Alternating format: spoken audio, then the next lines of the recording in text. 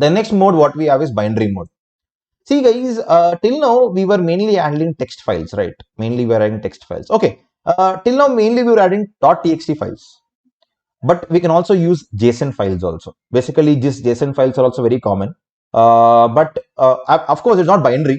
It's not binary mode. But binary mode means whenever you want to use some kind of images, or maybe if you want to use some kind of maybe video or audio, if you want to read that kind of content, binary mode will be helping us. But let us stay in text mode only right now, and see other kinds of files, maybe text file, or maybe JSON file, or it might be a CSV file. Let's see that different files content, then we'll go to the binary mode. Okay, so till now we were mainly focusing on text mode, reading a content or writing a content in a text file, but let's see how to work with JSON files also. Okay, so simple, it's very simple. You can just so I'll just write a thing called as JSON files. Okay, so before loading a JSON file, first let us understand what exactly is JSON. So in general, guys, whenever you are working with files and whenever you're working with data science, there is a chances that your data might be, you might get your data in the form of JSONs also. So what exactly is JSON is? It stands for, JSON basically stands for JavaScript object notation. Okay, JavaScript object notation. So it is the format where the data is present, or it's a format of a data where your data will be in the form of objects and arrays. Generally, as we have worked with Python, we know about dictionaries, right? We work with dictionaries. Dictionary is nothing but a key value pair. So JavaScript object like JSON objects or JSON data and dictionaries are similar in nature. So if you know how dictionaries works, it is same like that's how the JSON works. I mean, when you save your dictionary, it will be in the form of JSON format, and in most of the cases in the web operations basically. So when you're trying to send your data through any kind of web or API, or when you want to try to receive a data through any web operation, you'll be using this JSON a lot. Just JSON object is mainly used for the web operations. Let me first show a sample JSON file to you, and then let's explore how to load a JSON file into the code. Okay. So I just have a sample JSON file right now. So you can just see this is my sample JSON file. So you can see it's exactly similar to dictionary. You can see you're having a key and this is like a key and value and key and value, but it's like a complex dictionary, and that's the reason we call it as JSON. And in that again we have a list. Basically we call it as array here, list and list. Okay. So in this way these are JSON looks. This is how the JSON looks. Now let's try to like load the JSON into the code and try to use the JSON. Okay. So let's see. First, I'll copy the path of this JSON file. So here is the path of my JSON file. Okay. Now I'll just go back to my code and I'll just open my file. Okay. I'm just giving the path and mode as R, because so JSON file also it is in the form of text format only. That is the reason you can just use the text default format only. So it is R mode. Okay.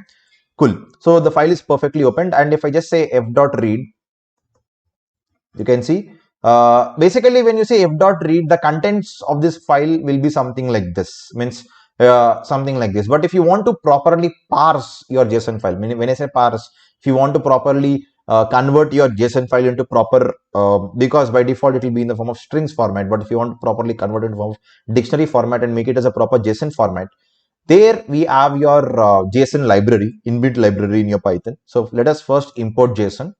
So there is inbuilt library called as JSON library. Okay. And then what we can do is we can use a function called as, in JSON, we have a function called as JSON.loads. Okay. So we can use a function called as JSON.loads. So in this, I'm giving a JSON object, the file data, and I'll run this. You can see now it is properly parsed. Your data, whatever you're having, that particular data. So whenever you're having a JSON file, I would recommend to use this particular function called as JSON.loads. It will load your data in a proper JSON format, and it will read like this. Okay. So let me now read the content in a variable called as data maybe. And if you just look at your data, and if I just say type of data first, type of data, you can see it is of dictionary format. So as I told you already, JSON and dictionary are same. The only thing is when you are saving your file, and in general out of Python they are called as JSON, and in Python we call it as dictionary. So you can see that's how you can see whenever you load your data, it will be in form of dictionary. So you can do whatever you want, whatever operations you want. For example, if I want to just get this key called as quiz, so I can do like this. So all kind of operations I can do once I load. So whenever you're saving a dictionary, you can save in a JSON file happily. This is how you should work with the JSON files. And now let's see how to work with a CSV file. So CSV are very interesting, guys. Basically, what's exactly a CSV first thing? Okay, CSV stands for in general, comma, separated values. Okay, comma, separated values. It's a very famous file structure, guys. Whenever you are working with data science and machine learning, and especially data analysis, you will be getting this. Most of the files will be in CSV files only, and we will be working with, in most of the cases, we'll be working with CSV files a lot. Okay, so let's see how to load a CSV file into the code and do some operations with CSV files. And how to work with this. Why it is called as, first thing, why it is called as comma separated values? Because the data in your CSV files will be separated by comma. Okay, let's have a simple demo. Okay, I'll just show a sample file to you. Let me check. Yes, here I'm having a sample file. This is actually a CSV file. You might assume that it's an Excel. No, it's not an Excel. Basically, it's a CSV file only. But if I open the CSV file directly, it will be opening an Excel, something like this. But if I just open in a Notepad, if I just right click on this and open with Notepad, I can see your data will be something like this. If you just have a look at have a look at this particular data, whatever we have, it will be, see, I'll just compare this with the Excel. Then you'll be getting a clarity how exactly the CSV file looks. Okay. So basically, Excel as a default, I mean, it has a parsing object. I mean, it can easily parse CSV files. That is the reason you can see. In CSV file, what happens is your data will be in the form of rows and columns. You can see rows and columns. You're having rows and columns. Here, the columns, the field names, means the fields, the columns are separated by comma. You can see serial number, comma, temperature, comma, pressure, and the respective data 1, 0, 0.002, something like this. So you can see that is the reason it's called as comma separated values. The fields, the data in the CSV files are separated by comma, and each and every row is separated by next line. The first line, first row, next line, second row, next line, third row, fourth row, fifth row, sixth row, seventh row. So like this, you can separate your, that's how a comma separated values work. Now let me show you how to read a CSV file and work with a CSV file. Okay, let me read the same CSV file using Python. Okay, CSV files. It's a very famous file format. Okay, now let me just say f is equal to open. Let me read a CSV file. I'll just copy the path of the CSV file.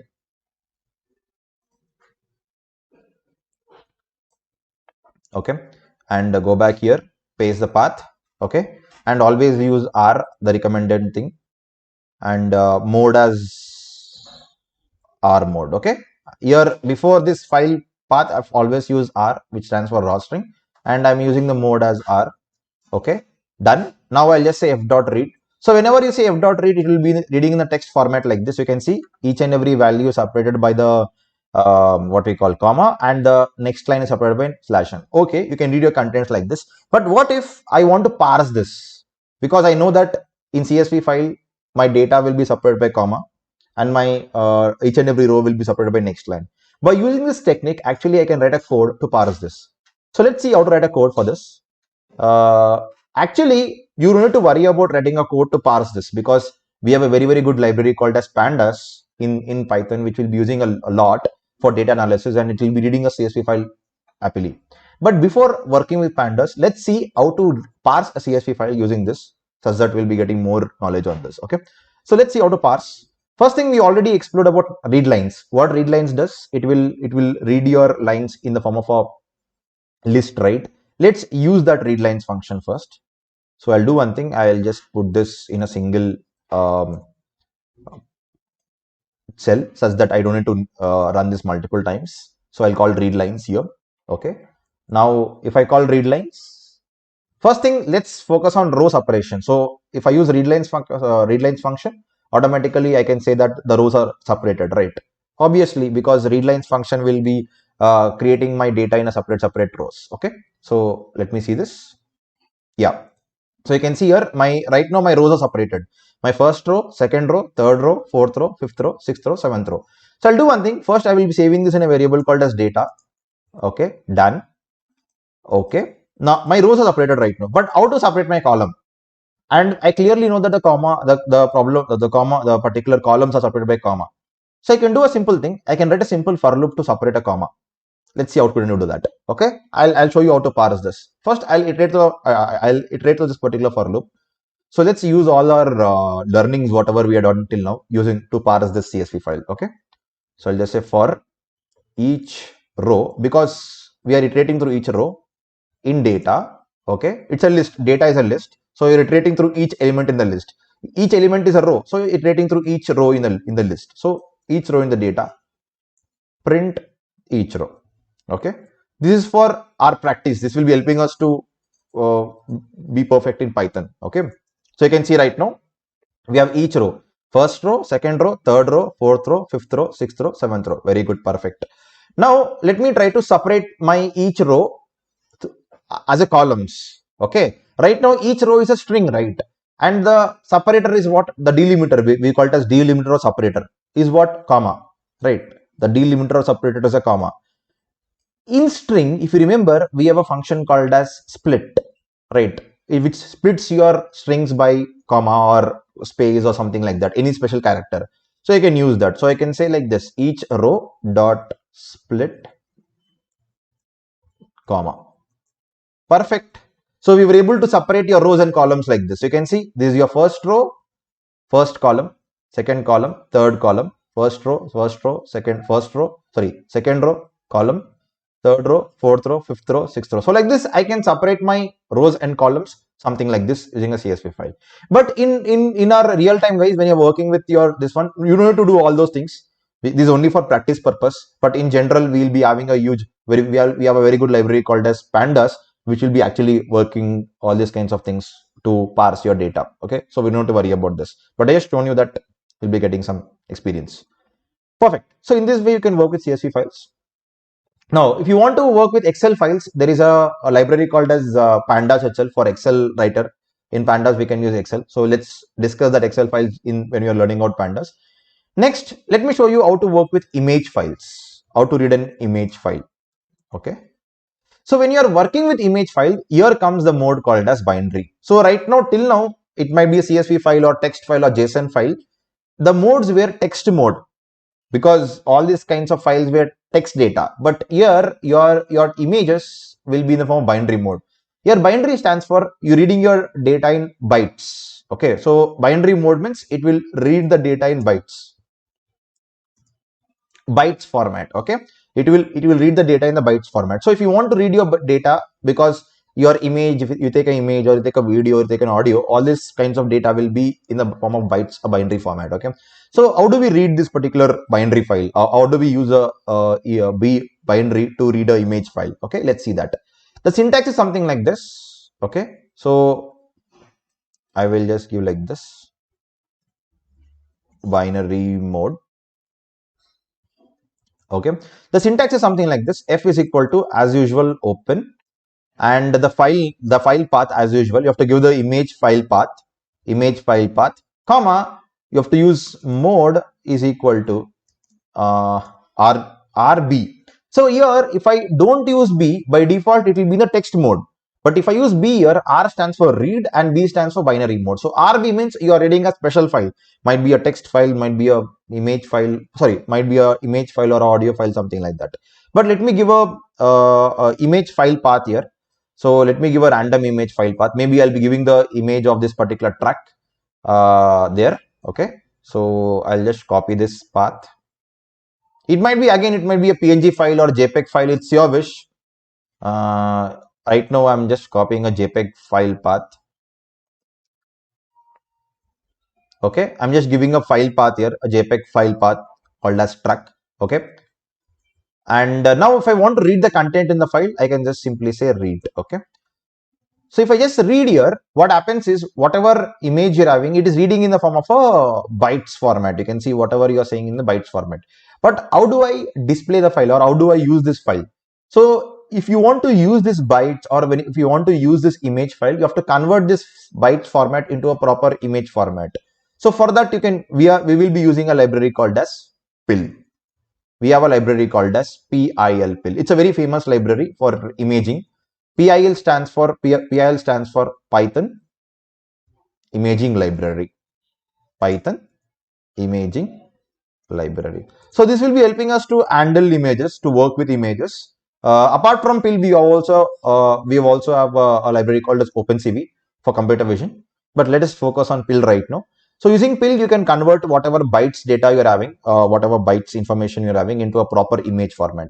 So let's see how can we do that. How can we perform that operation of converting your bytes information into a PIL format? Okay. Yeah. So let's see how can we do that. Go back. So for converting this particular bytes format into a proper image data, proper image file. First, what we do is let's save this particular bytes data in a particular variable.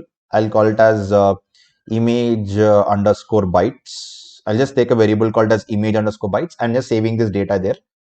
Now, if I want to convert this, I should use two libraries. One is PIL and other thing is IO also. So first, let me import PIL. So I'll just say from PIL import image. So in your PIL, there is a function called as, there is a class called as image. We can use this to work with converting the image. Okay. So from this particular library, I'm importing this. You have seen, right, how to import a library in a different ways. This is one of the way of importing, right? Now let me try to also import a library called as IO for my operation. So IO. Now let me read a file.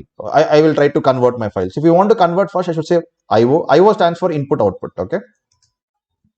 IO stands for input output operation. So now I can say that IO dot, there is a function called as bytes IO. Okay. IO dot bytes IO. I have to give my image bytes.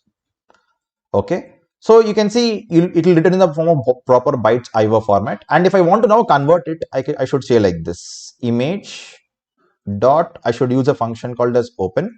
Okay, image dot open IO dot bytes IO. As usual, image bytes. Now what happens is this particular code will convert your bytes, whatever data you're having, into a proper image format. So I will call it as image. That's it. Okay. Now if I just look at my image right now, cool, my image was loaded. Okay, right now your image will be in the form of a PIL format. PIL JPEG image format. Okay, so in this way, happily you can convert your image. So first, what I'm doing here, I'm reading my image in the form of image bytes using RB mode. I'm using a library called as PIL and IO to convert my bytes data into a proper PIL image format. So if I just say a type of image right now, it will be in the form of a proper PIL JPEG image file format. PIL has a lot of functions to work with image, so you can use those functions and classes to work with images in that way. So in this way, you can work with a image file also. So in that way, we work with different files format. Okay. Now let's explore how to do some more operations with files. What are those? For example, let's assume that you want to list all the files present in a directory. Okay. So what we can do is, here we have a very important and most used library that is called as glob. Okay. There is a very important library called as glob or globe, whatever you call glob in general. So what glob does is, the main glob, why I use generally glob and why a lot of people use glob, because to list all the files present in a single directory. I'll show a simple example. So in glob itself, I'm having a function called as glob itself. So I'll just say glob.glob of, here I have to give the directory path. Okay, maybe let's assume that my directory path is F. Okay, so I'll just copy the F directory path. So I'll just call it as F :/.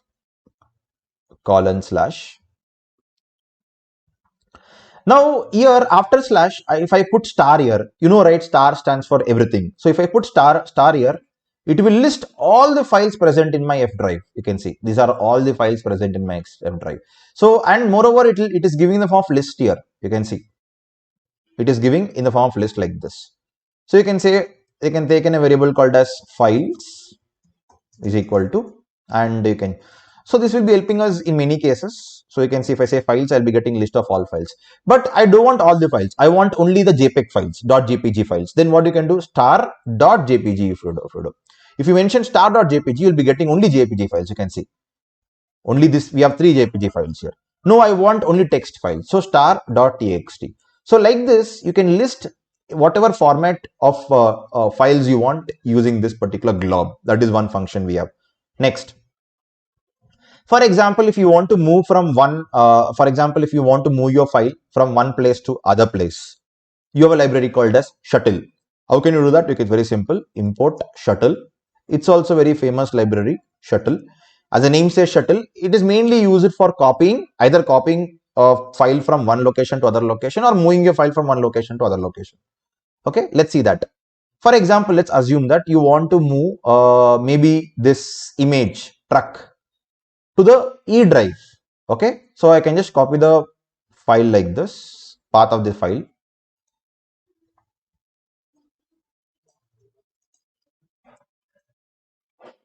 Okay, I can simply say like this, shuttle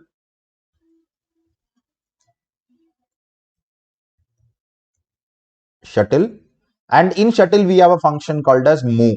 Okay, we have a function called as move. Here in this move, we have to give mainly 2 arguments. One is source and second one is destination. From where do you want to move and where you want to move. Okay, first let me give the source. Source is f drive, give r here. I want to move it to D drive, right? So I can simply say comma D drive. So I'm moving from F drive to D drive. Okay, so this R is very important, or else you might get this errors. And also, so it is assuming, you can see here we have a slash functionality here. Because of this slash functionality, you're getting this error. So sometimes double slash also works. Okay, so you can see here it says that permission error because already f.truck is used by the process. Here important, here one more reason why you have to use close. See, here I have not used close. I have just read it and used it. That's it. I have not used close. So we cannot move it, right? Because I'm already using this truck here. So what I should do, I have to do f.close right now. Now if I say f.close, it will close because I've opened here. Now I'm closing this. Now if I just come back and just move, yeah, it already exists because I guess it is already add. Okay, I'll do one thing. I'll just give a different name. Maybe I'll just say truck1.jpg. Perfect. It is sent. Okay. So now let's go back and check. So already truck is present. That is the reason I got an error previously. But let's go back and check whether we have that. Yes, I have this truck1. Right. So in this way, you can see that I'm able to move my files from one place to other place. In the same way, if you want to copy here, what happens is it moves here actually. So if you just look at your F drive here right now, and if I just see this, you can see truck photo is not present in this. Yeah, truck is gone. But if you want to just copy it, you can use a function called as copy. Okay, what it does, it copies just it. So it will not move, but only copy. That's it. Okay, so you can use this as usual. Some random photo I'm taking. Okay, and I'll just say sw.jpg. Oh, spelling, copy. Okay, so in this way you can see it has just copied. So already SW is present here, and also if you just go to D drive and check, your SW will be present in the JPEG files, right? So in this way you can only copy instead of moving it. Okay, somewhere here you have SW. Yes, here I'm having SW. So in that way I can just only copy without moving shuttle using shuttle library in that way.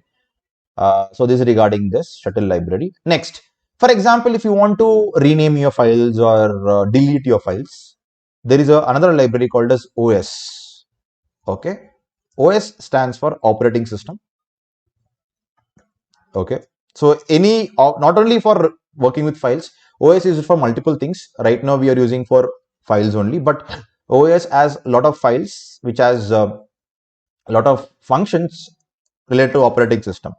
Right now we'll be using OS for deleting your files and removing your files. For example, let's assume that I'm having a file called as sample.txt, right? I want to remove that. So what I can do, I can simply say os.remove sample.txt. That's it. If I just go back and check and refresh this, you can see a file called a sample.txt is removed. For example, I want to rename this test.txt to data.txt. See, as I'm working with the same folder, I'm not giving the entire path. If you're not working with the same folder, you have to give the entire path like this. Okay, now if I want to rename my files, I should use os.rename. So what is your old file name and the new file name? Here in the rename function, you have to give two things: old file name and new file name. Okay, so let's do that. Let us assume the old file name is test.txt and the new file name is maybe random.txt, some random name I'm giving as random itself. So you can see and go back and check, you can see test.txt change it to random.txt with same content like this. So like this, you can rename your file also. So all file related operations you can do here. Okay, this is how you can do with. So you have learned about how to create a file, how to read a file, how to update your existing file, how to delete a file, how to move your files, how to copy your files. Almost many of the operations you have learned with files.